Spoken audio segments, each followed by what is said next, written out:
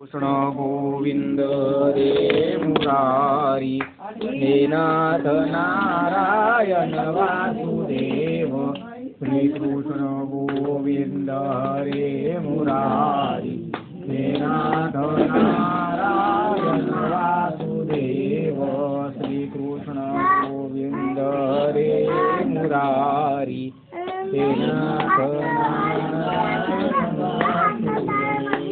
हे नाथ नारायण वासुदेव हे नाथ नारायण हे नाथ नारायण वासुदेव कृष्णाय वासुदेवाय हरये परमात्मने प्रणतक्लेशनाशाय गोविंदाय नमो नमः वक्रतुंड महाकाय सूर्यकोटि समप्रभ निर्विघ्नं कुरु मे देव सर्वकार्येषु सर्वदा गणनाथ सरस्वतीं रविशुक्रं बृहस्पतिं पञ्चेतां संस्मरे नित्यं वेदवाणीं प्रवर्तते गुरुर्ब्रह्मा गुरुर्विष्णु गुरुर्देवो महेश्वरः गुरु साक्षात् परब्रह्म तस्मै श्री गुरवे नमः श्रीमन्महागणाधिपतये नमः श्री सरस्वत्यै नमः श्री गुरुभ्यो नमः श्री वेदव्यासाय नमः श्री पुराणपुरुषोत्तमाय नमः मातृदेवो भव पितृदेवो भव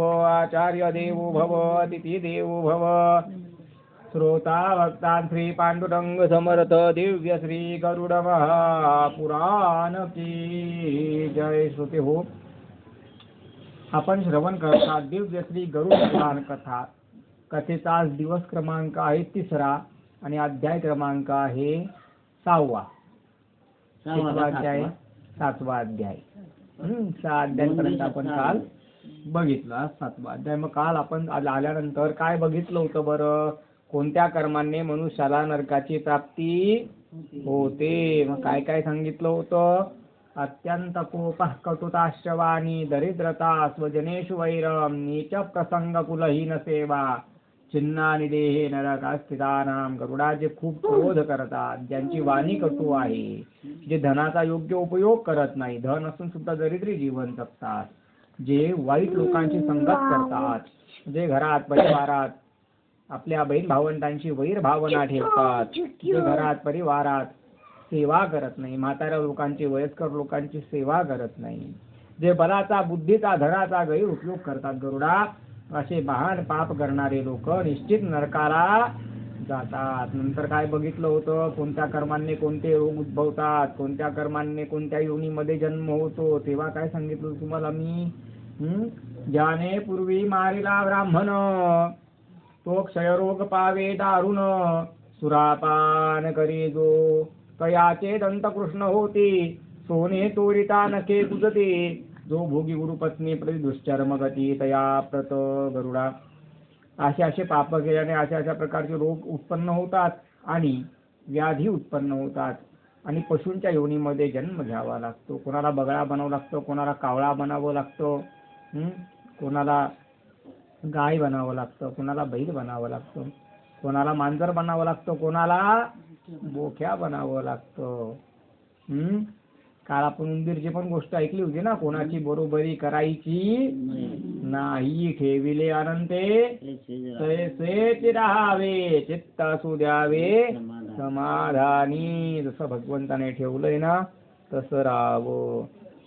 त्यानंतर आपण काय बघितलं? नरकातले पापी जीव मातेच्या उदरामध्ये कसा प्रवेश करतात. शेवटी आपण मातेचे ऋण बघितले होते की माता आपल्याला किती प्रकारचे दान करते. 6 प्रकारचे दान काय काय माता करते ते आपण बघितलं. त्याच्यानंतर तुम्हाला मी गोष्ट सांगितली होती. कोणती? हंसाची गोष्ट सांगितली होती की त्या हंसाने बगळ्याची संगत केली तर त्या हंसाचा काय झाला? घात झाला. म्हणून नेहमी संगत कशी करायची? चांगल्या लोकांची संगत करायची, वाईट मनुष्याची संगत करायची नाही, त्याच्याने आपला घात होतो. आता गरुडजी विचारतायत की प्रभू, जसं माता पुत्रावरती ऋण करत असते तसं पुत्र सुद्धा मातेवरती ऋण करत असतो. तेव्हा श्रीमन नारायणाने सांगितलं, हो गरुडा, जो पुत्र घरामध्ये जन्म घेतो, जी कन्या घरामध्ये जन्म घेते, ती सुद्धा आपल्यावरती खूप सारे ऋण करत असते. जोपर्यंत घरामध्ये बाळ नाही तोपर्यंत घराला घरपण सुद्धा येत नाही. म्हणून जसं माता पिता त्या बाळाला जन्म देऊन त्याचं लालन पालन संगोपन करून त्या बाळावरती उपकार करत असतात, ऋण करत असतात, तसं ते बाळ सुद्धा या माता पितांवरती ऋण करत असतं, उपकार करत असतो. म्हणून गरुडा, जसे मातेचे ऋण आहे तसं त्या बाळाचे सुद्धा आपल्या घरा परिवारावरती काय असतात, ऋण असतात. तू जर शांत बसलो तुला अजून एक चॉकलेट मिळेल, खरंच दे, फक्त शांत बस. इथे येऊन बस. हा, चटई सहित बस. इकडे टेकून घ्या, इथं टेकून घ्या. तर श्रीमन नारायण गरुडजी सांगतायत की प्रभू, मी असं ऐकलंय की पुत्रविहीन पण धार्मिक माणसं दुर्गतीला प्राप्त होत नाही. तेव्हा श्रीमन नारायण सांगतायत, हो गरुडा, जो धार्मिक आहे, धर्माचं आचरण करणारा आहे, पाप पुण्य सांभाळून जीवन जगणारा आहे, जीवनामध्ये पुण्य संचय करणारा आहे, असा मनुष्य हा निपुत्रिक जरी असला तरी तो दुर्गतीला प्राप्त होत नाही. पण आपल्यासारख्या प्रापंचिकांनी पुत्र प्राप्तीसाठी निश्चित प्रयत्न करायला पाहिजे. पुत्र कोणाला नको? जो संन्यासी आहे, विरक्त आहे, संत आहे, महात्मा आहे, तपस्वी आहे, परम वैष्णव आहे, असा व्यक्ती पुत्र नाही तरी तो स्वर्ग मोक्षाला प्राप्त करू शकतो. पण प्रापंचिक लोकांचं तसं नाहीये. म्हणून त्यांनी पुत्र प्राप्तीसाठी प्रयत्न करायला पाहिजे. जर पुत्र प्राप्त होण्यामध्ये काही अडचणी येत असतील तर वैद्यांच्या मदतीने, डॉक्टरांचे सल्ले घेऊन, वैद्यांच्या मदतीने किंवा काही उपाय करून किंवा यज्ञ करून, नवचंडी, शतचंडी यासारखे मोठे अनुष्ठान करून का होईना पण पुत्र प्राप्तीसाठी प्रयत्न करायला पाहिजे. गरुडा, प्राचीन काळातली तुला कथा सांगतो. एक दशरथ नावाचे राजे होते, त्यांच्या 3 पत्न्या होत्या. पण एवढ्या 3 पत्न्या असताना सुद्धा त्यांना पुत्र प्राप्ती होत नव्हती. म्हणून त्यांनी आपले कुलगुरू वसिष्ठ ऋषींना विचारलं आणि वसिष्ठ ऋषींनी सांगितलं, तू पुत्र कामे राजा, तू पुत्र कामेष्टी यज्ञ कर. जर तू पुत्र कामेष्टी यज्ञ केला तर निश्चित तुला उत्तम संतान प्राप्त होईल. आणि दशरथ महाराजांनी पुत्र कामेष्टी यज्ञ केला. त्यावेळेस त्यांना 4 पुत्रांची प्राप्ती झाली. त्याच्यामध्ये एक प्रभू रामचंद्र, दुसरे लक्ष्मणजी, तिसरे भरतजी, चौथे शत्रुघ्नजी. तर दशरथ महाराजांना सुद्धा यज्ञ करावा लागला होता. म्हणून जर प्रापंचिक मनुष्याला अडचणी येत असतील तर त्याने वैद्यांचा सल्ला घ्यावा, ज्योतिषांचा सल्ला घ्यावा, यज्ञ करावे, उपाय करावे. हे केल्या प्रकारेनं पण पुत्र प्राप्तीसाठी प्रयत्न करायला पाहिजे. कारण गरुडा, एक उत्तम आणि गुणी पुत्र जेव्हा घरात जन्माला येतो तेव्हा 3 पिढ्यांचा उद्धार होतो. गरुडा, पिता हा पुत्र जो आहे त्याच्या नेत्रांमध्ये पुढचे स्वप्न बघत असतो. जेवढी प्रगती पित्याने केली आहे त्यापेक्षा त्याच्या मुलाने, त्याच्या पुत्राने जास्त प्रगती करावी अशी प्रत्येक पित्याची इच्छा असते. गरुडा, पुत्राच्या हिमतीवरती पिता हा जग जिंकत असतो. म्हणून पुत्राचं खूप सारं महत्व आहे. एवढंच नाही गरुडा, तुला सांगतो, नातूच्या स्पर्शाने, नातूचं मुख पाहिल्याने मनुष्य देव, ऋषी, पितर या 3 ऋणांमधनं मुक्त होतो. म्हणून गरुडा, पुत्राचं खूप सारं महत्व आहे. गरुडा, गर्भातनं उत्पन्न धन्य पुत्र तोच जो माता पितांना अपार आनंद देतो. माता पितांच्या हितकारक वचनांचं जो पालन करतो तोच गर्भातनं उत्पन्न धन्य पुत्र होय. गरुडा, पुत्राच्या मुखस्पर्शाने मनुष्य हा देव, ऋषी, मनुष्य, पितर यांच्या ऋणातनं मुक्त होतो. म्हणून गरुडा, पुत्राचं खूप सारं महत्व आहे. गरुडा, श्राद्ध कार्यासे पुत्र प्रशस्त तदभावी भार्यायुक्त. गरुडा, श्राद्ध कर्म करायचं असेल, माता पितांचं जर श्राद्ध कर्म असेल तर त्यासाठी पुत्र हा प्रशस्त सांगितला आहे, पुत्र उत्तम सांगितला आहे. गरुडा, पुत्राला कुलदीपक सांगितलेलं आहे. पुत्र म्हणजे कुलाचा कुलदीपक आहे. श्रीमन नारायणाने पुत्राबद्दल गरुडजींना सांगितलं. गरुडा, स्वतः ब्रह्मदेवांनी पुत्राला पुत्र म्हणून हाक मारलेली आहे. म्हणून पुत्र हा खूप महत्वाचा आहे. तेव्हा गरुडजी विचारतायत की प्रभू, पुत्र हा एवढा महत्वाचा आहे, मग कन्या महत्वाची नाही का? तेव्हा श्रीमन नारायण सांगतात, गरुडा, जेवढा पुत्र महत्वाचा आहे तेवढीच कन्या सुद्धा महत्वाची आहे. गरुडा, दशपुत्र समम कन्या दशपुत्रान् प्रवर्धय यत्फलं लभ्यते वर्त्यात् तत्फलं कन्या एकया. गरुडा, 10 मुलांना जन्म देऊन 10 मुलांचं लालन पालन संगोपन करून जे पुण्य माता पितांना प्राप्त होतं तेवढं पुण्य एका मुलाचं लालन पालन संगोपन करून माता पितांना प्राप्त होत असतं. म्हणून गरुडा, जेवढा पुत्र महत्वाचा आहे तेवढीच कन्या सुद्धा महत्वाची आहे. गरुडा, उत्तम आणि गुणी पुत्र जो आहे तो 3 पिढ्यांचा उद्धार करतो. पण उत्तम आणि गुणी कन्या ही 42 कुळांचा उद्धार करते. दशपरान दशपूर्वान अशा या 42 कुळांचा उद्धार कोण करते? गुणी कन्या करत असते. म्हणून गरुडा पुत्रापेक्षा कन्या श्रेष्ठ आहे.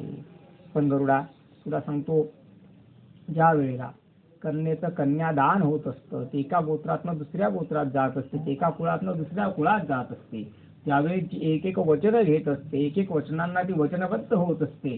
त्या वेळेला तिचे वडिलांच्या गोत्रातले आणि नवऱ्याच्या कुळातले असे 21 आणि 21 42 पिढ्यांचा ती उद्धार करत असते. मिष्टान्नम व्यंजनादीनि काले संपादये तव अदन्या संपादिनी तुभ्यम कन्या चैकपदे ब्रवीत.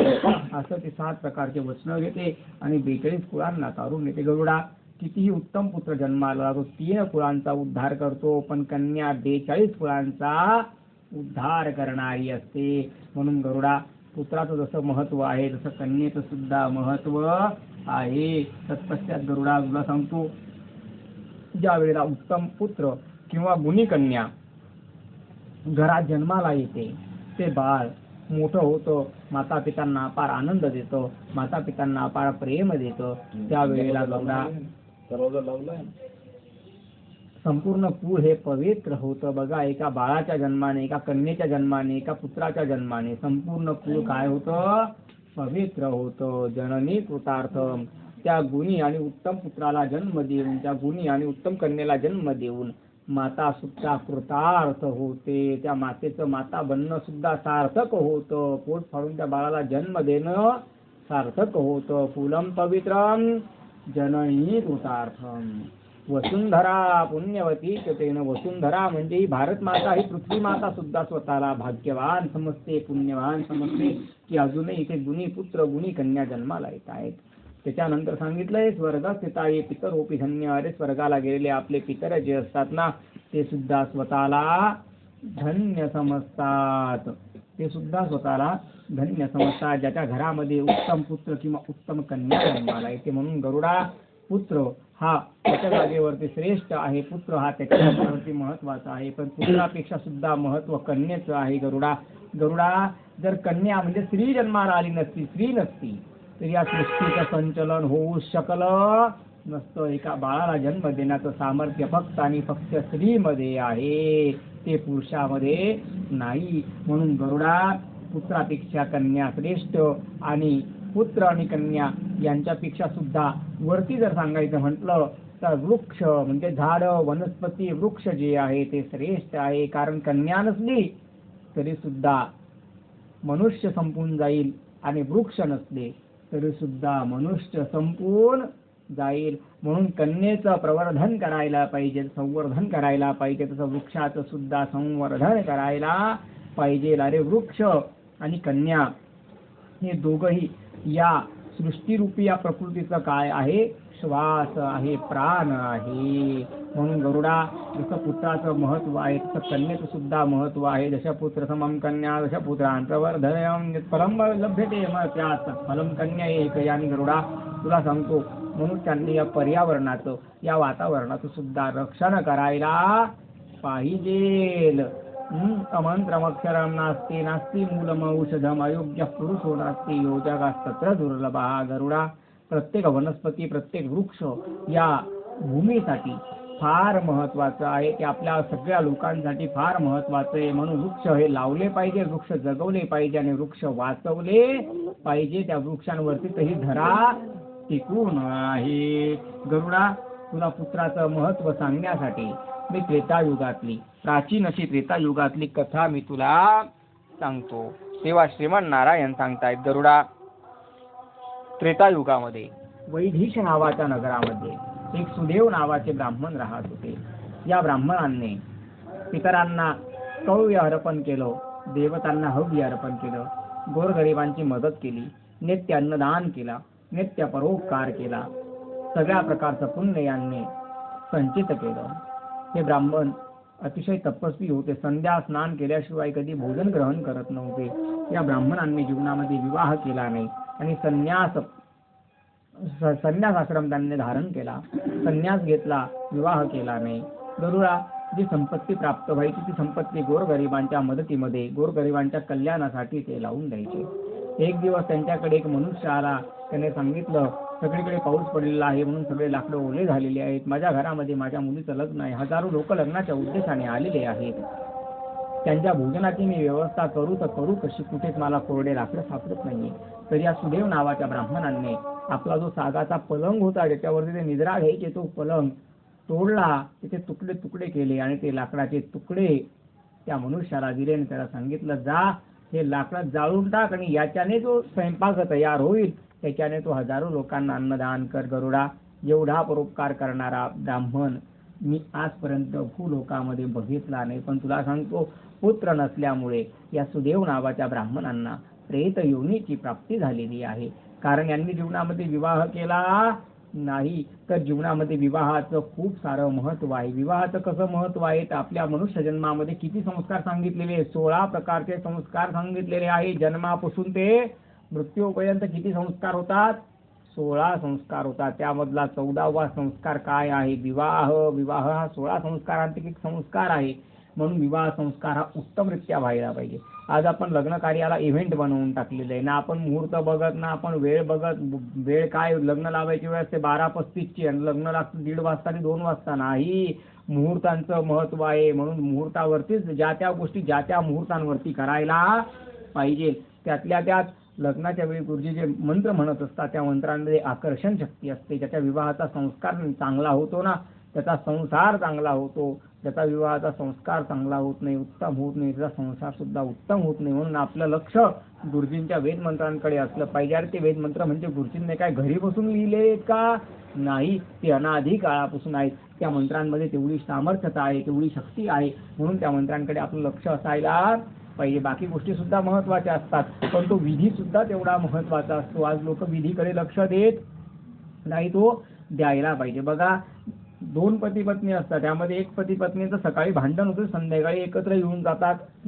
आणि एक पती पत्नी असे असतात की शुल्लक कारणावरनं डायरेक्ट वेगळेच येऊन जातात. असं का होतं, त्या विवाह संस्कार कसा झालेला आहे हे फार महत्वाचं आहे. कारण त्याच्यामध्ये आकर्षण शक्ती आहे. एकमेकांपासून दूर गेले की थोड्या वेळाने ते पुन्हा एकमेकांकडे आकर्षित होतात. हे त्या मंत्रांचं काय आहे, सामर्थ्य आहे. पण आपण मनुष्य या गोष्टींना समजून घेत नाही. आपल्याला वाटतं गुरुजी काहीतरी स्वाहा करताय, काहीतरी बडबड करतायत, आपण त्याकडे लक्ष देत नाही. त्यामुळे तो विवाह संस्कार जो आहे तो वेळेवरती होत नाही. आणि त्याच्यामुळे आज बघितलं गेलं तर या सगळ्या गोष्टींचं प्रमाण काय झालेलं आहे, वाढलेलं आहे. तर गरुडा, विवाह हा 16 संस्कारांचा एक महत्त्वपूर्ण संस्कार आहे आणि त्याच्याकडे मनुष्याने लक्ष द्यायला पाहिजे आणि तो संस्कार लक्ष देऊन करायला पाहिजे. त्यातल्या त्यात प्रत्येक मनुष्याने विवाह हा निश्चित करायला पाहिजे. विवाहाचं महत्त्व आहे, विवाह संस्कार आहे. लग्नानंतर एक बाळ जन्माला आणणं हा गर्भाधान संस्कार आहे. हे 16 संस्कार मनुष्याच्या जीवनामध्ये फार महत्त्वाचे. गरुडा, जोपर्यंत ती स्त्री पुत्रवती होत नाही तोपर्यंत तिला सुद्धा उच्चत्व आणि श्रेष्ठत्व प्राप्त होत नाही. म्हणून विवाह आणि पुत्र प्राप्तीसाठी प्रयत्न करायला पाहिजे. तर हे सुदेव नावाचे जे ब्राह्मण होते, सुदेव नावाचे ब्राह्मण जे आहेत, यांना कोणी पुत्र नव्हता, कोणी आप्त इष्ट नाही, कोणी बंधू बांधव नाही, कोणी नातलग नाहीत. आणि कालांतराने सुदेव नावाचे ब्राह्मण वयोवृद्ध झाले आणि मृत्यूला प्राप्त झाले. मृत्यूच्या पश्चात त्यांचं ऊर्ध्वदेही कर्म झालं नाही. 10व 12व अंत्ययात्रा वगैरे असे ऊर्ध्वदेही कर्म झाले नाही. म्हणून यांना प्रेतत्व प्राप्त झालं.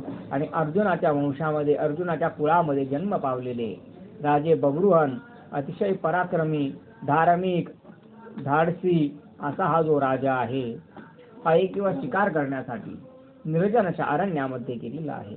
त्या ठिकाणी त्याने अनेक पशुपक्ष्यांची शिकार केली आणि त्या अरण्यामध्ये त्याला संध्याकाळ झाली आहे. संध्याकाळी एका जलाशयाच्या जवळ तो गेला आहे. त्या जलाशयामध्ये कमळ उत्पन्न झालेले होते आणि ते कमळाच्या सुगंधाने सुगंधित असं पाणी या बब्रुहन राजाने पिलंय. आपल्या घोड्याला सुद्धा त्याने पाणी पाजलंय आणि त्या अरण्यातनं, त्या जंगलातनं बाहेर निघण्याचा तो रस्ता शोधतोय. त्यावेळेस त्याचं लक्ष गेलं, त्याला महाभयंकर असं प्रेत दिसलं. ते अकराळ विकराळ महाभयंकर असं प्रेत बघितलं. चोर्ध्वरेखा कपालम, कपालावरती 4 रेघा उमटतील असं त्याचं ते कपाळ होतं. विच्युत नखमुखम, विकृत नखमुखम चोर्ध्वरेखा कपालम, त्याचं नखमुख कसं होतं, सगळं विकृत होतं. असं महाभयंकर विकृत प्रेत बबरून राजाला दिसलं आणि राजाने आवाज दिला, हे प्रेतराज कोण आहात तुम्ही, इकडे या. बघा त्या राजाची हिंमत किती होती की एवढं प्रेत समोर दिसलं पण तो प्रेताला सुद्धा घाबरला नाही. आणि त्या प्रेत राजांना आवाज देऊन बोलवलं आणि त्यांना सांगितलं, कोण तुम्ही, तुमचा परिचय द्या. तेव्हा त्या प्रेताने सांगितलं, मी वैदेश नावाच्या नगरामध्ये सुदेव नावाचा ब्राह्मण राहत होतो. मी दान केलं, मी धर्म केला, मी सत्कर्म केलं, मी हजारो लोकांना अन्नदान केलं, मी खूप सारं पुण्य संचय केला. पण माझं कोणीच नव्हतं, आप्तेष्ट नाही, बंधू बांधव नाही, पत्नी नाही, पुत्र नाही. त्याच्यामुळे माझे अंत्यसंस्काराचे कर्म कोणी केले नाही. माझे दशगात्र विधी म्हणजे 10व्याचा विधी, गंधमुक्ताचा विधी, हा विधी माझा झाला नाही. त्याच्यामुळे मला प्रेताची प्रेत योनी प्राप्त झालेली आहे. तेव्हा सुदेव नावाचे ब्राह्मण बबरून राजाला सांगतात की राजा, ही प्रेताची योनी एवढी कष्ट देणारी आहे, एवढी दुःख देणारी आहे की मला भूक लागते. या जंगलामध्ये सुगंधित फळं आहेत, एकापेक्षा एक सुंदर चविष्ट 14 असे फळं आहेत, पण मी एकही फळ खाऊ शकत नाही. मला पाण्याची खूप तहान लागते. इथे कमळाच्या सुगंधाने सुगंधित असे पेय जल उपलब्ध आहे, पाण्याचे जलाशय उपलब्ध आहे, पण मी उंजळभर पाणी पिऊ शकत नाही.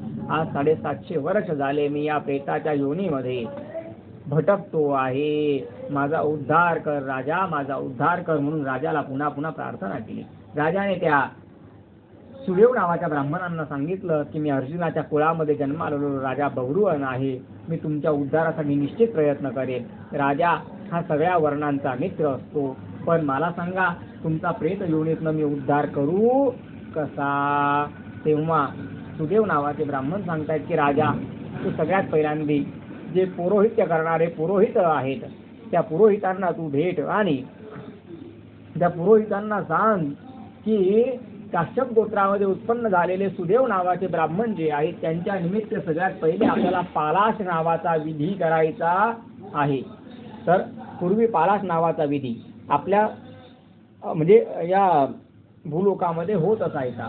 त्याचं कारण असं की पूर्वी आता सारखी यंत्रणा नव्हती, मोबाईल वगैरे किंवा काही असं जाण्या येण्याचं साधन नव्हतं.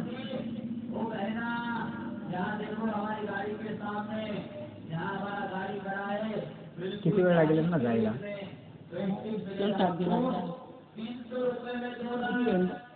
जाऊ झोपला झोपू दे त्याला.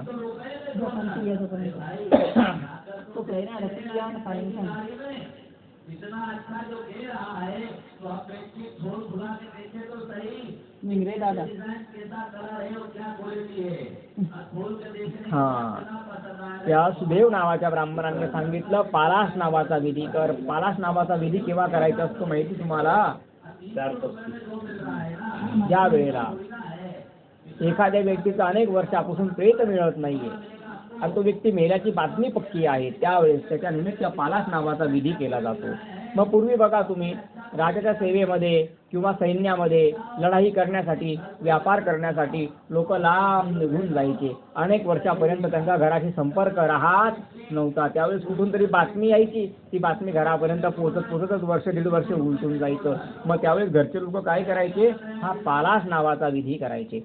या पालाश नावाच्या विधीमध्ये एक दर्भाचा पुतळा बनवायचा असतो. त्याला पाय, हात, कमरेचा भाग, छाती, पोट वगैरे सगळं पूर्ण माणसासारखा तो पुतळा बनवायचा. आणि डोक्याच्या जागेवरती भोरकोळा नावाचं एक फळ येतं बघा, कोळा नावाचं फळ येतं, ते फळ त्याच्या डोक्याच्या जागेवरती लावायचं आहे.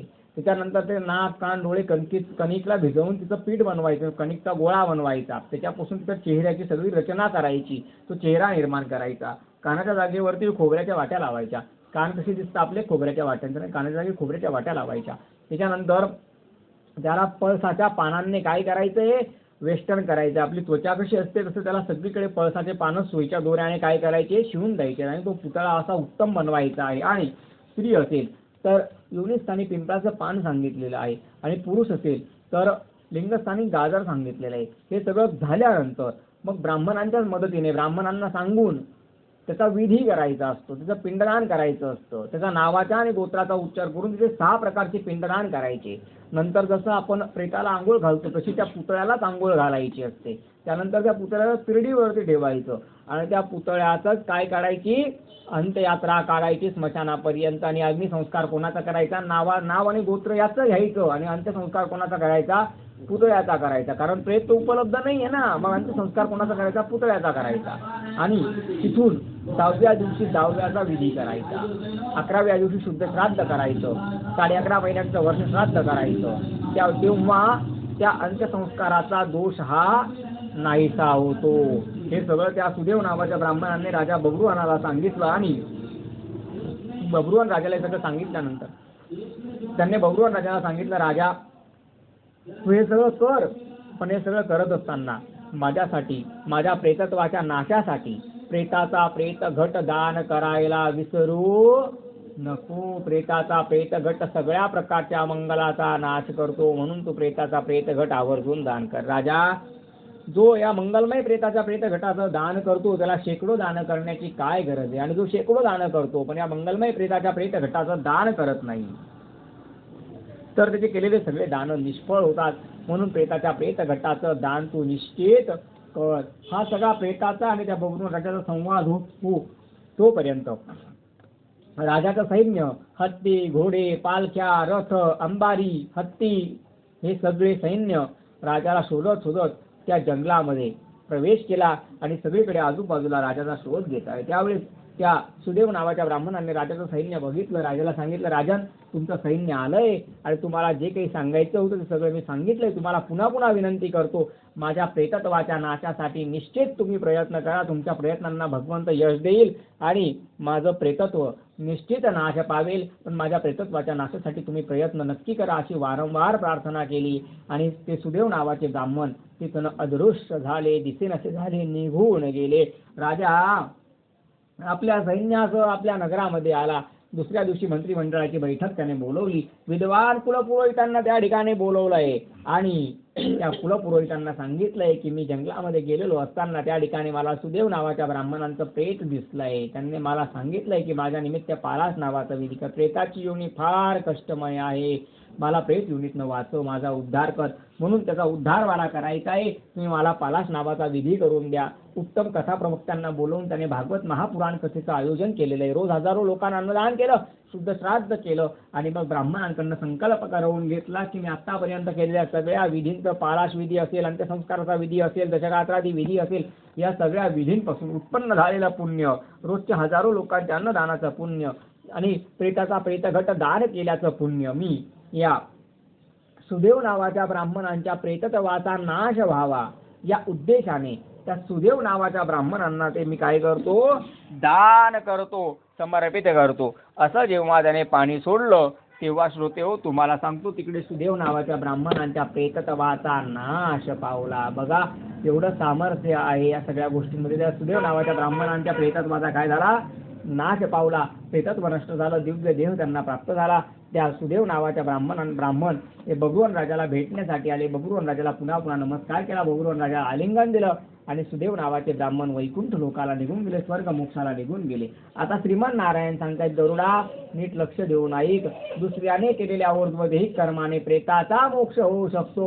पोटचा पोरगा जर माता पितांसाठी हे ऊर्ध्वदेहिक कर्म करेल तर ते माता पिता पाप करून का स्वर्ग मोक्षाला निघून जाणार नाही. म्हणून गरुडा पुत्राचं खूप सारं महत्व आहे, म्हणून कन्येचं खूप सारं महत्व आहे, म्हणून विवाह संस्काराचं खूप सारं महत्व आहे. आता मात्र गरुडजी विचारतायत की प्रभू मला एक सांगा, मनुष्यासाठी उत्तम आणि योग्य प्राणत्याग करण्याचा विधी काय आहे, कशा पद्धतीने उत्तमरित्या प्राणत्याग करायला पाहिजे. तेव्हा श्रीमन नारायण सांगतात की गरुडा, मनुष्याचं जीवन सुखद असो वा दुःखद असो, मनुष्याने आपल्या जीवनाचे 6 टप्पे पूर्ण करायला पाहिजे. बालअवस्था, वृद्ध, बालअवस्था, कुमार अवस्था, युवा अवस्था, वृद्ध अवस्था, आतुरकालीन, त्याच्यानंतर 6वी अवस्था काय आहे, मृत्यू आहे. तर हे टप्पे मनुष्याने पूर्ण करायला पाहिजे. जो मनुष्य जीवनामध्ये टप्पे पूर्ण करत नाही आणि मध्येच आपलं जीवन काही कारणाने संपवतो त्याला सुद्धा प्रेत योनी प्राप्त होते. म्हणजे त्याला पुढचं जीवन प्रेत बनून काय करावं लागतं, ते पूर्ण करावं लागतं.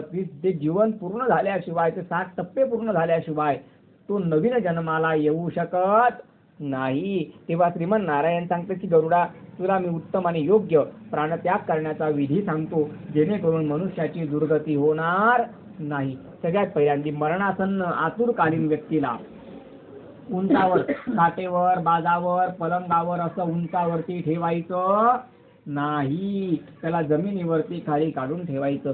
दक्षिणेकडे त्याचं डोकं करायचं आणि उत्तरेकडे त्याचे पाय करायचे. असं दक्षिणेकडे डोकं आणि उत्तरेकडे पाय करून त्या मरणासन्न व्यक्तीला खाली जमिनीवरती काढून ठेवायचं आहे. त्याच वेळेला घरातल्या लोकांनी काय करायचं आहे, तुळशीच्या जवळ शेणाने, मातीने, गाईच्या गोमूत्राने सगळं एकत्र करायचं आहे आणि ते जे सारवलेलं द्रव्य एकत्र केलेलं आहे त्याने तुळशीजवळ मंडल आकार म्हणजे गोल आकार ती भूमी तुळशीच्या जवळची माती काय करायची, सगळी सारवायची आहे. ती सारवल्यानंतर एका ताटलीमध्ये बाळकृष्ण ठेवायचे आहेत किंवा शालिग्राम असेल तर शालिग्राम ठेवायचे आहेत.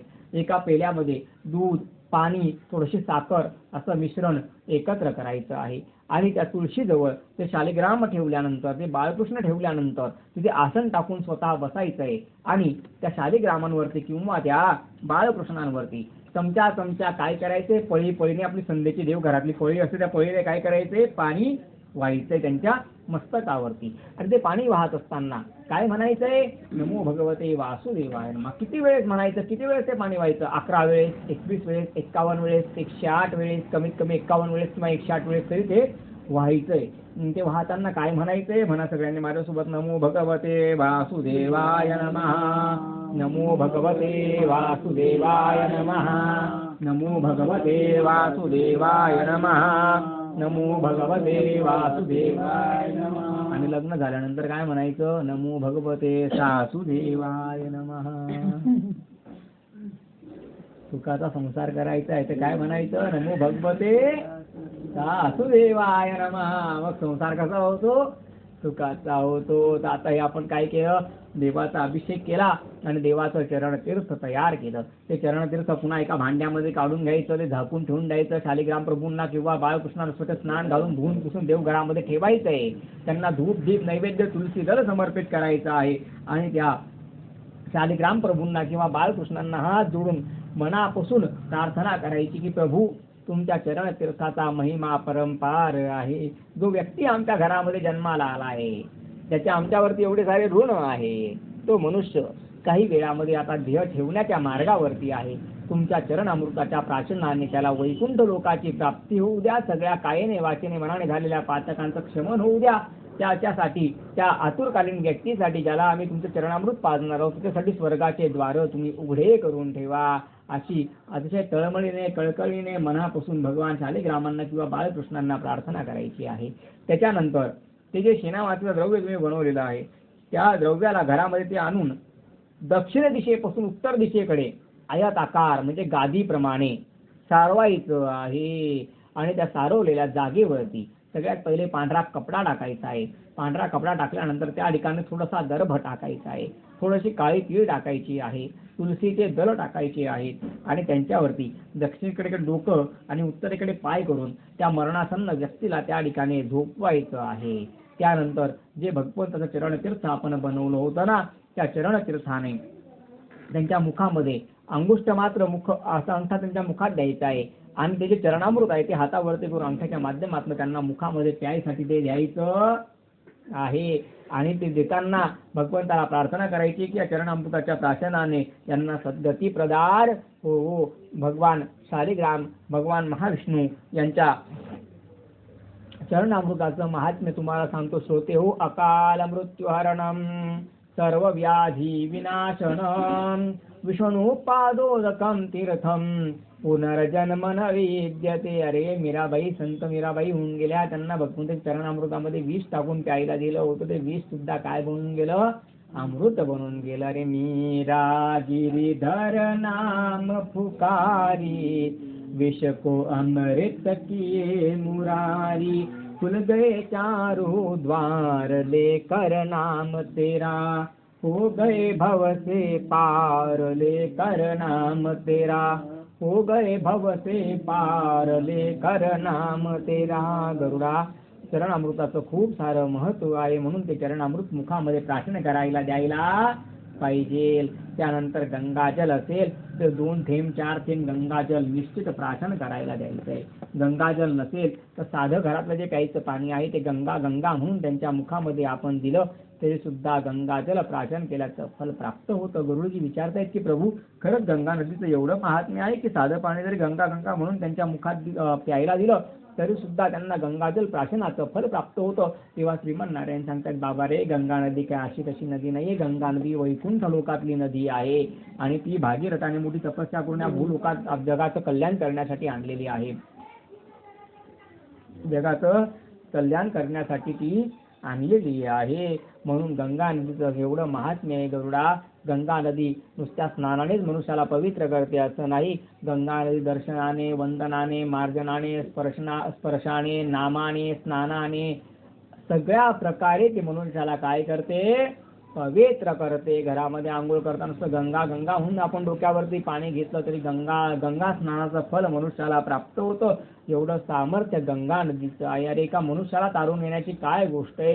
गंगा नदीमध्ये एवढं सामर्थ्य आहे की ती त्रिभुवना तिघ लोकांना तारून नेण्याचं ते सामर्थ्य ठेवते. गरुडा शरीराला शुद्ध करणारं चांद्रायन नावाचं व्रत जो मनुष्य 1000 वेळेस करतो आणि जो मनुष्य सूर्याच्या प्रकाशाने संतप्त असं गंगाजल ओंजळभर प्राशन करतो त्या दोघांना समान फल प्राप्त होतं. एवढं महात्म्य गंगा नदीचं आहे गरुडा.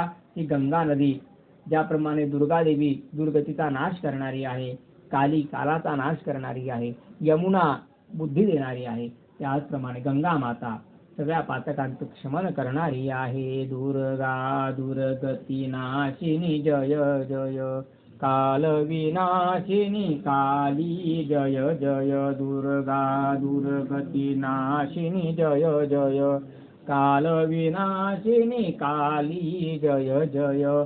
बुद्धिदायिनी यमुना जय जय, बुद्धिदायिनी यमुना जय जय. पाप विनाशिनी गंगा जय जय, पाप विनाशिनी गंगा जय जय. गरुडा नारे मरणासन्न व्यक्तीजवळ नुसतं गंगा गंगा नावाचा 100 वेळेला उच्चार केला. गंगा गंगेत यो ब्रूयात यो जनानां शतेरपि मुंचन्ते सर्व पापेभ्यो विष्णुलोकं स गच्छति. त्याचे सगळे पाप क्षमन पाहून त्याला विष्णू लोकाची प्राप्ती होती. याच्यामध्ये काही शंका नाही. गंगा गंगेत यो ब्रूयात यो जनानां शतेरपि मुंचन्ते सर्व पापेभ्यो विष्णुलोकं स गच्छति. गरुडा अरे ही गंगा माता भक्ती आणि मुक्ती दोघही गोष्टी प्रदान करणारी आहे. नमामि गंगे तव पाद पंकजम, सुरासुरैर्वन्दित दिव्य रूपम, भुक्तेंच मुक्तेंच दधासि नित्यम, भावानुसारेण सदा नराणां. श्रीमन्नारायण सांगतात गरुडा प्राचीन काळामध्ये नेपाळ प्रांतात गंडकी नावाची नदी वाहते. त्या गंडकी नदीच्या तीरावरती एक ऋषी राहत होते. त्या ऋषींना मनात नेहमी वाटायचं की आपल्याला एकदा तरी जीवनात गंगा स्नान घडावं, एकदा तरी जीवनात आपल्याला गंगा स्नान घडावं. पण जीवनपर्यंत त्यांना काही गंगा स्नान होऊ शकलं नाही. पण मनी असे ते स्वप्नी दिसे. एक दिवस त्यांना स्वप्न पडलं की ते गंगा नदीच्या किनाऱ्यावरती गेले, गंगा मातेला नमस्कार केला आणि गंगा मातेच्या त्या गंगा नदीमध्ये त्यांनी काय केलं? स्वप्नात बरं का, गंगा नदीमध्ये काय केलं? स्नान केलं. सकाळी जेव्हा डोळे उघडले तेव्हा खूप दुःख झालं की माझ्याकडनं एकदाही गंगा स्नान झालं नाही. म्हणी असे ते स्वप्नी दिसते पण प्रत्यक्षात काही गंगा स्नान झालं नाही. तसंच उठले, गंडकी नदीच्या तीरावरती गेले, त्या ठिकाणी स्नान केलं, संध्या केली, सूर्य उपासना केली, आदित्य हृदय स्तोत्राचा पाठ केला, पुन्हा पुन्हा सूर्यनारायणांचा नमस्कार केला, ध्यान धारणा साधना वगैरे केली आणि अनेक वर्ष जीवन जगल्यानंतर शेवटी ते मृत्यूला प्राप्त झाले आणि मृत्यूच्या पश्चात त्यांना वैकुंठ लोकाला बोलवलं गेलं. ते वैकुंठ लोकाला गेले. ते वैकुंठ लोकाला गेले, काही दिवस वैकुंठामध्ये राहिले. पण एक प्रश्न सारखा मनामध्ये यायचा की मी असं काय पुण्य जीवनात केलं की मला वैकुंठ लोकाची प्राप्ती झाली, मी असं काय पुण्य केलं की मला वैकुंठ लोकाची प्राप्ती झाली. म्हणून एकदा श्रीमन्नारायणांना त्यांनी विचारलं की प्रभू मी असं काय पुण्य केलं, मला सांगा की जेणेकरून मला वैकुंठ लोकाची प्राप्ती झाली. कारण मला माहिती आहे मनुष्याने कितीही पुण्य केलं, सर्वस्व दान करणाऱ्या राजा बलीला सुद्धा स्वर्गाचं राज्य मिळालं ना की वैकुंठ मिळाला. वैकुंठ थोडी मिळाला, स्वर्गाचं राज्य मिळालं. कितीही पुण्य केलं तरी जास्तीत जास्त स्वर्गाचं राज्य मिळू शकतं किंवा स्वर्गात राहायला मिळू शकतं, पण वैकुंठ योगीनाम तत्र दुर्लभ, मोठ्या मोठ्या योगी पुरुषांना सुद्धा वैकुंठ हा दुर्लभ आहे. हे मी ऐकलंय. मी असं काय पुण्य केलं की मला वैकुंठ लोकाची प्राप्ती झाली. किंवा श्रीमन नारायणांनी सांगितलंय, प्रभू अरे हे संत, हे महात्मा, हे साधू, तुला आठवतंय तू एकदा गंगा स्नान केलं होतं.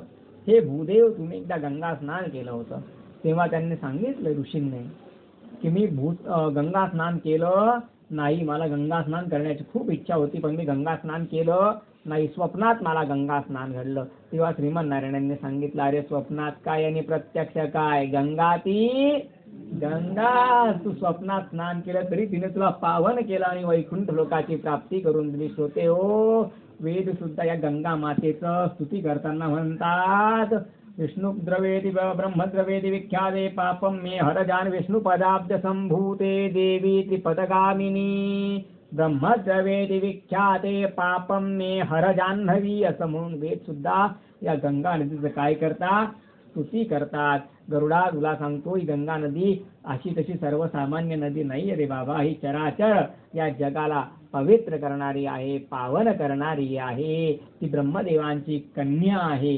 भगवान महाविष्णू सांगतायत ती माझी पत्नी आहे आणि ती मनुष्यांचं कल्याण करण्यासाठी या भूलोकावरती आलेली आहे. हा देवी सुरेश्वरी भगवती गंगे, देवी सुरेश्वरी भगवती गंगे, त्रिभुवन तारिणी तरल तरंगे, त्रिभुवन तारिणी तरल तरंगे, भागीरथी सुखदायनी माता, भागीरथी सुखदायनी माता, तव जल महिमा निगमे ख्याता, तव जल महिमा निगमे ख्याता, देवी सुरेश्वरी भगवती गंगे, देवी सुरेश्वरी गंगे, त्रिभुवन तारिणी तरल तरंगे,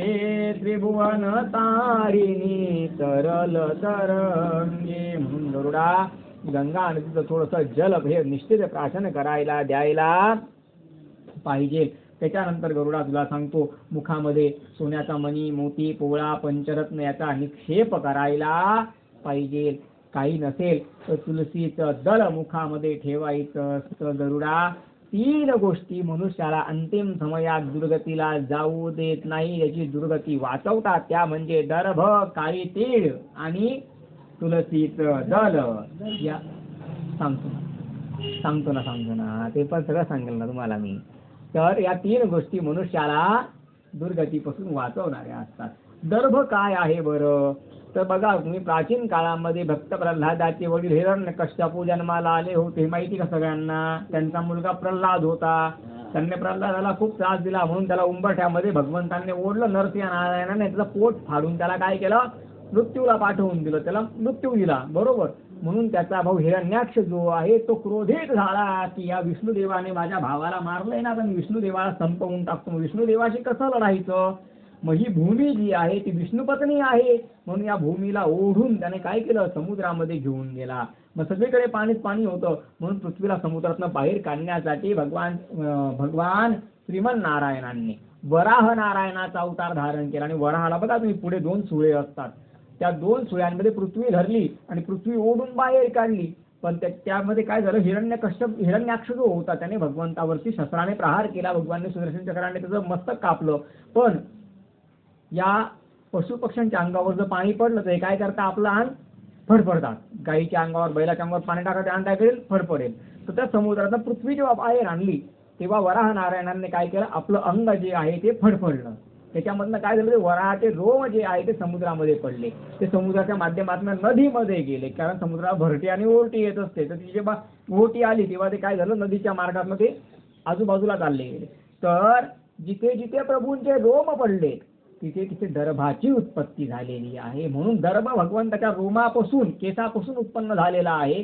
म्हणून दर्भ अत्यंत पवित्र आहे. शुभ कर्म असो वा अशुभ कर्म असो, दर्भाशिवाय कर्म संपन्न होत नाही. कारण दर्भामध्ये 3 विलक्षण गुण आहे. ते गुण असे की कुशमूले तो ब्रह्मा, कुशमूले स्तुतो ब्रह्मा कुशमध्ये जनार्दना कुशाग्रे शंकरो देव त्रया देवा कुशस्थिता म्हणून गरुडा कुश हा सर्वदा पवित्र आहे. त्यानंतर दर्भ, कुश म्हणजे दर्भ.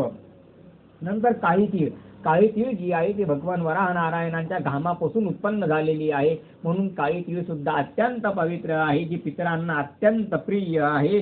आणि काळी तीळ सुद्धा मनुष्याला दुर्गतीला जाऊ देत नाही.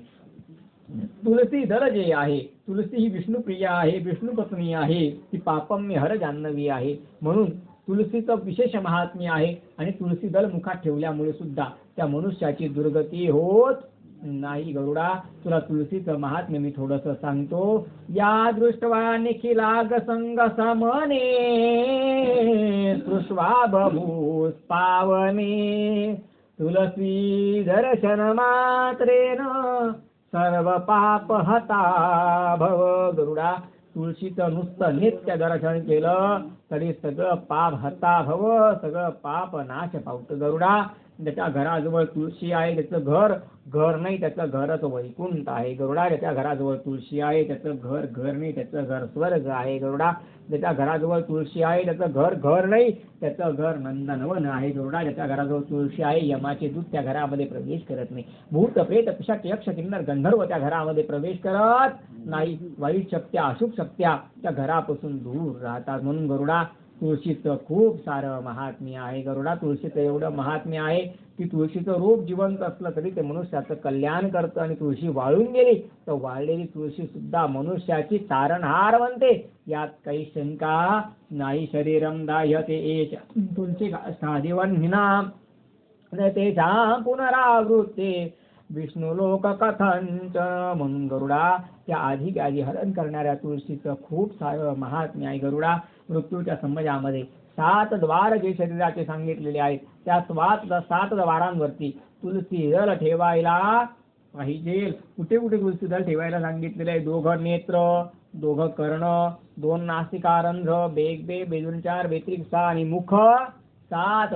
या 7 बाई तुलसी दल ठेवायचं आहे, कारण या 7 द्वारांमधनं मनुष्यांचे प्राण निघत असतात. गरुडा तुला सांगतो ते मोठे मोठे तपस्वी आहेत, योगी पुरुष आहेत, संत महात्मा आहेत, त्यांचे प्राण या ब्रह्मरंध्राला फोडून इथून ब्रह्मरंध्राला फोडून म्हणजे टाळूला फोडून ते प्राण निघून जातात. पण कोणाचे प्राण तसे निघतात? जे योगी पुरुष आहेत त्यांचेच प्राण ब्रह्मरंध्राच्या माध्यमातून निघतात. आपल्यासारख्या सामान्य प्रापंचिक लोकांचे प्राण ब्रह्मरंध्राच्या माध्यमातून निघत नाही. आपले प्राण कुठून जातात बरं? कोणाचे कानातनं, कोणाचे डोळ्यांच्या माध्यमातनं, कोणाच्या नाकातनं, कोणाचे तोंडातनं.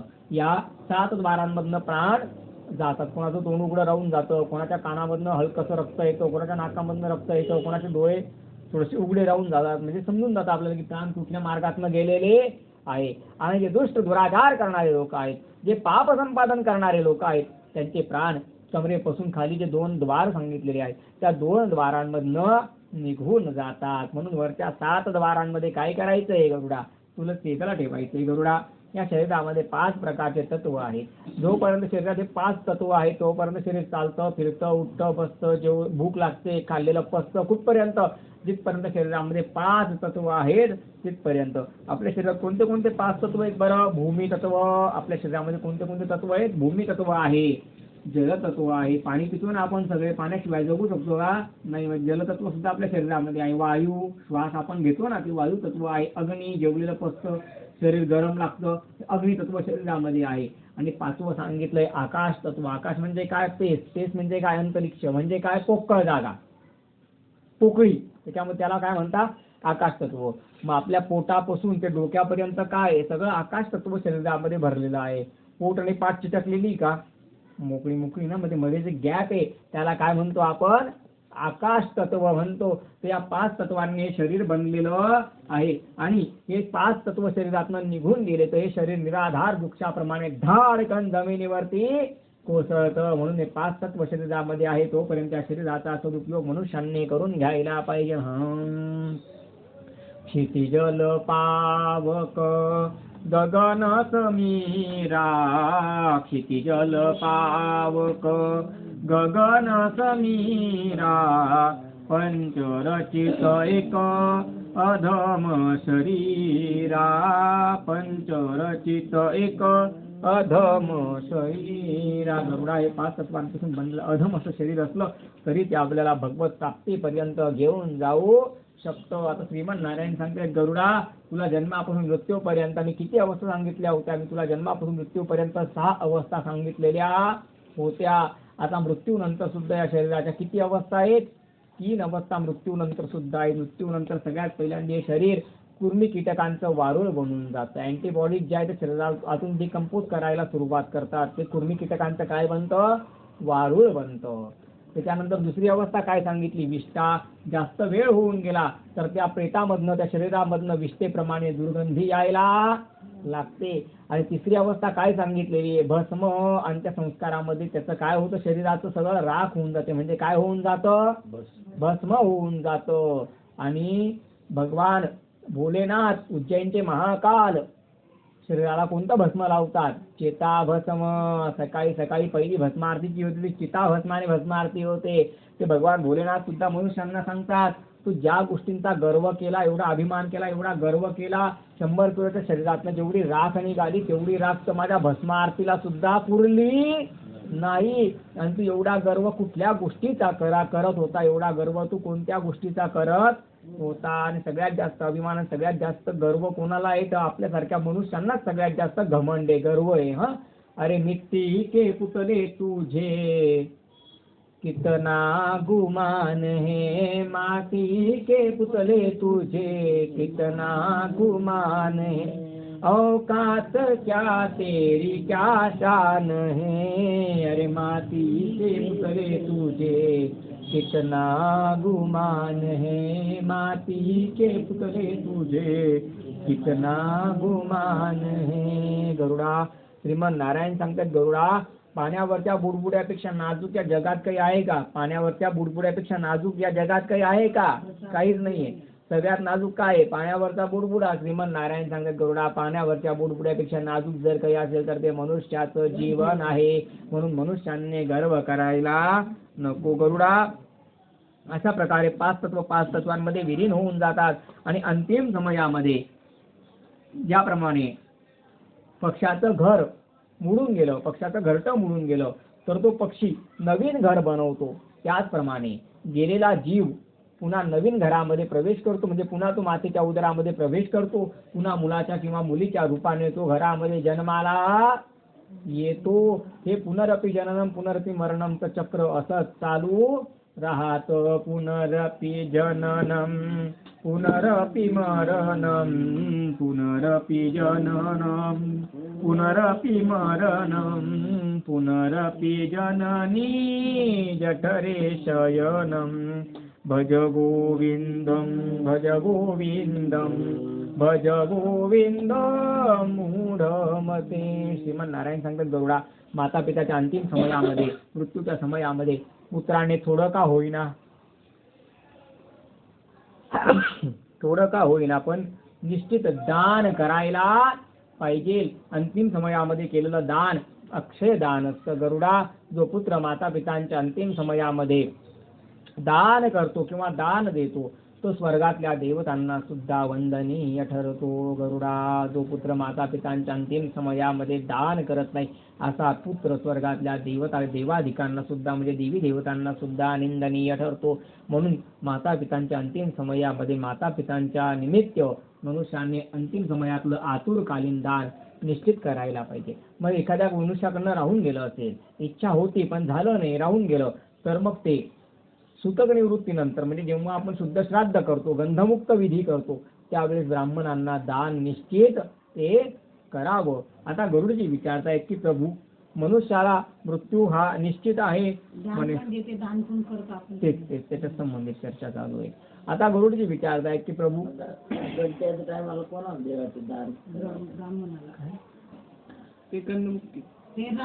हा मग जो गंधमुक्तीला ब्राह्मण म्हणेल ना, अहो मग जो गंधमुक्ती करायला जो ब्राह्मण येईल ना त्याला देऊन द्यायचं. यादीत दिलेलं असतं ना, सप्तधान्य अमुक ढमुक तमुक, मग तेच आतुरकालीन दान तेच असतं, वेगळं काही देण्याची गरज नसते. गरुडजी विचारताय प्रभू मृत्यू हा निश्चित आहे म्हणे. हो मृत्यू निश्चित आहे. कोणी जरी या भूलोकात जन्माला आलं तरी त्याला मरावं लागेल. म्हणे मग मनुष्याने जीवनाचं सार्थक करण्यासाठी सुवर्ण संधी काय म्हणे त्याचा म्हातारपणा, वृद्ध अवस्था, मरण्याच्या अगोदरचा वेळ म्हणजे वृद्ध अवस्था, म्हातारपणा, तो म्हणजे त्याच्या जीवनातली सुवर्ण संधी आहे, तिचा त्याने उपयोग करून घ्यायला पाहिजे.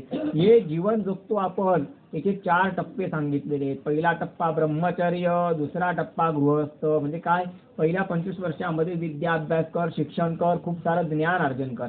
25 वर्षापासून ते 50 वर्षापर्यंत धन अर्जन कर. मग त्या 25 वर्षामध्ये लग्न कर, मुलं जन्माला घाल, वंश पुढे वाढव, मुलांचे लग्न करून दे. आणि जेव्हा आपलं वय 50 होऊन जातं तेव्हा आपण या संसारातनं काय व्हायला पाहिजे, विरक्त व्हायला पाहिजे, निघून जायला पाहिजे. 51 काय 51. आता 51 लागलं बाबा, आता घरात थांबू नको. आता काय करायचं, सुखाला गे नसे राम ते धाम सोडून द्यावे, सुखाला गी अरण्य सेवित जावे. आणि त्या अरण्यामध्ये जाऊन भगवंताची साधना करायची, भगवंताचं भजन करायचं, हे जीवन भगवंताला समर्पित करून द्यायचं. आतापर्यंत आपण भगवंताकडे खूप गोष्टी मागितल्या, देवा हे दे, देवा ते दे, पण आता देवाकडे काही मागायचं नाही. मांगू तुझसे क्या मैं यही सोचू भगवन, जिंदगी जब तेरे नाम कर दी अर्पण, सब कुछ तेरा कुछ नहीं मेरा, सब कुछ तेरा कुछ नहीं मेरा, चिंता है तुझको प्रभु संसार की, मन में बसा कर तेरी मूर्ति, उतारू मैं गिरधर तेरी आरती, मन में बसा कर तेरी मूर्ति, उतारू मैं गिरधर तेरी आरती. माझं जंगलात जाणं शक्य होईल का, मग घरातच थांबायचं.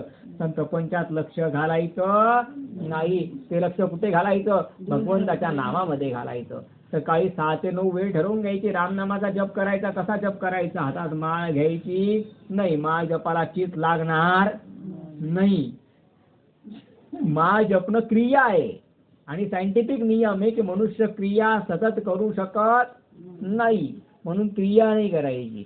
शांत बसायचं आणि बसल्या बसल्या काय म्हणायचं, म्हणा सगळ्यांनी माझ्यासोबत, श्रीराम जय राम जय जय राम, श्रीराम जय राम जय जय राम, श्रीराम जय राम जय जय राम, श्रीराम जय राम जय जय राम, श्रीराम जय राम जय जय राम. आता तुम्ही 6 वाजेपासून 9 वाजेपर्यंत जप केला, मस्त 9 ते 10 मस्त नाश्ता बिष्टा करायचा, तो टीव्ही पाहून घ्यायचा. मग त्याच्यानंतर काय करायचं, आता नाम संकीर्तन करायचं. आतापर्यंत जप केला, तुम्ही सारखा सारखा जप करायचं म्हटलं तर हे मन काही ऐकणार नाही. हे मन पण असं आहे की याला लहान बाळासारखं खेळणं बदलवून द्यावं लागतं, म्हणजे असं मन लागतं खेळायला. मग आता काय करायचं, याला साधन बदलवून द्यायचं. आतापर्यंत रामनामाचा जप केला, आता काय करायचं, नाम संकीर्तन करायचं. तुम्हाला माहिती का नाम संकीर्तन कसं करतात, चला माझ्यासोबत सगळ्यांनी नाम संकीर्तन करा. श्रीकृष्ण गोविंद हरे मुरारी, हे नाथ नारायण वासुदेव, श्रीकृष्ण गोविंद हरे मुरारी, हे नाथ नारायण वासुदेव, हे नाथ नारायण वासुदेव, हे नाथ नारायण वासुदेव. आता खूप वेळ तुम्ही नाम संकीर्तन केलं, मग आता परत पुढे मन लागेल का, नाही लागणार. मग 3 ते 6 दुपारी 3 ते 6 आपण काय करायचं, आता जप पण करायचा नाही आणि नाम संकीर्तन पण करायचं नाही. आता काय करायचं, देवाचे छान छान भजन म्हणायचे. मग कसे भजन म्हणायचे, मेरा श्री वैष्णव परिवार हरि आ जाओ एक बार, मेरा श्री वैष्णव परिवार हरि आ जाओ एक बार, मेरा श्री वैष्णव परिवार हरि आ जाओ एक बार. जास्त मोठं भजन पाठ करायचं, छोटंसं भजन पाठ करायचं, ते लक्षात पण राहतं, ते म्हणायला पण छान वाटतं आणि आपली देवाची भक्ती सुद्धा होऊन जाते. मग आता पुढे सांगतोय ना, थांबा ना. आता बघा, एक भजन म्हणता म्हणता किती वेळ म्हणशाल, कंटाळा येऊन जाईल. मग कंटाळाला काय करायचं, भजन बदलवून घ्यायचं. मग भजन काय करायचं? बदलवून घ्यायचं. मग काय भजन म्हणायचं? म्हणा सगळ्यांनी माझ्यासोबत.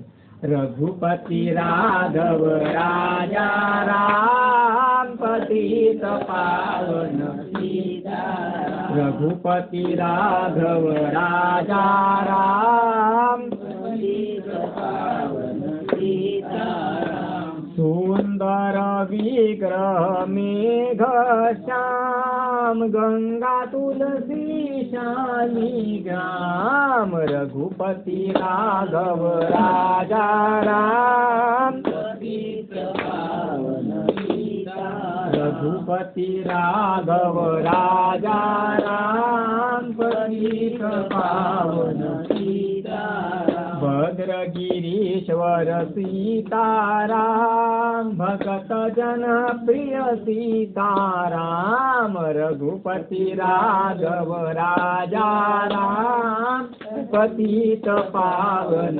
सीताराम.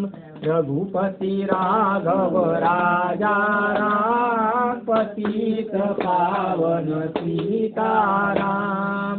जानकी रमना सीताराम जय जय राघव सीताराम. जानकी रमना सीताराम जय जय राघव सीताराम. रघुपती राघव राजा राम पतित पावन सीताराम. असं वृद्ध अवस्थेचं काय करायचं? मनुष्याने सार्थक करून घ्यायचं. जास्त संसारामध्ये आसक्त व्हायचं नाही. एक आहे ना म्हाताऱ्या आजी होत्या बरं का, त्यांचं खूप वय झालं होतं आणि अंतिम समयामध्ये त्यांना खाली ठेवलेलं होतं. मुलांना सुनांना वाटलं काही वेळामध्ये आजीचा आता प्राण जातो काय, आणि आजी दरवाजाकडे बघून काय म्हणायची? वा वा के के, वा वा के के. पोराला वाटलं आजीला वासुदेव केशव म्हणायचंय. काय म्हणायचंय? नातूंना काय वाटलं आजीला काय म्हणायचंय? म्हणे वासुदेव केशव. डॉक्टर बोलून आणला. डॉक्टरला पण शक्ती आहे तर इंजेक्शन दे. आजीने जीवनपर्यंत देवाचं नाव घेतलं नाही म्हणे. पुरा म्हातारपणा असा काढून दिला म्हणे, पण देवाचं नाव घेतलं नाही. कमीत कमी आता शेवटी तर देवाचं नाव घेतलं जाईल, वासुदेव केशव म्हटलं जाईल तर आजींचं काहीतरी कल्याण होईल म्हणे. तर आजींना इंजेक्शन दिलं. आता आजींना आली शक्ती. जसं मुलांकडे सुनांकडे नातूंकडे पाहिलं तसं आजी काय म्हणे, इथे बसून काय रडून राहिले तुम्ही? बाय वा वा के के केव्हाचं जीव तुडून सांगते. वासरू केरसुनी खातंय. माझ्याकडनं पूर्ण शब्द बोलला जात नव्हता म्हणून मी काय सांगत होते म्हणे वा वा के के वासरू केरसुनी खातंय. मग संसारामध्ये एवढं लक्ष घालायचं नाही. हा, संसारात जास्त लक्ष घातलं तर मरण्याच्या वेळेला आपल्याला हेच आठवतं. कोणाकडे ताटली राहिली, कोणाकडे वाटी राहिली, कोण चमचा घेऊन गेला, कोण पळी भांड घेऊन गेला. हे संसाराचं मरताना आठवायला नाही पाहिजे. मरताना मती धर्मात राहिली तर गती उत्तम होते. आणि या संसारामध्ये किती माणूस आसक्त झालं तरी सुद्धा हा संसार शाश्वत नाही. हा संसार शाश्वत नाही. म्हणून या अशाश्वत अशा संसारामध्ये जास्त एकरूप व्हायचं नाही. चला परत 2 मिनिटं भगवंताचं नाम संकीर्तन करा. श्रीकृष्ण गोविंद हरे मुरारी हे नाथ नारा.